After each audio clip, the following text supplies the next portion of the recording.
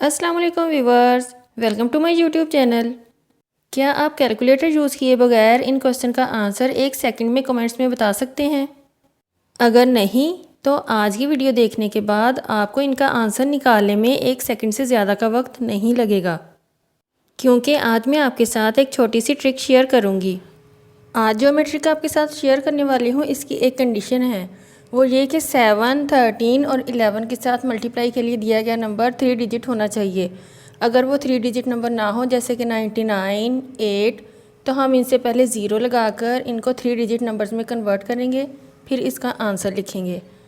Answer लिखने के लिए आपने जस्ट दिए गए नंबर को 2 टाइम्स आंसर में लिख देना है, इसका आंसर आ जाएगा। जैसे कि इस पूरे नंबर को अगर हम मल्टीप्लाई करें तो इसका आंसर होगा 624 624, यानी कि मैंने सिर्फ इस नंबर को 2 टाइम्स लिख दिया आंसर में।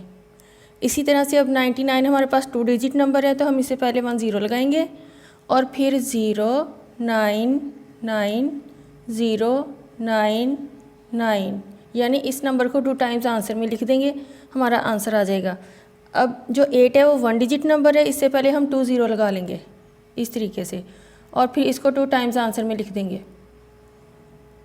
तो आंसर आ जाएगा। तो कैसी लगी आज की ट्रिक?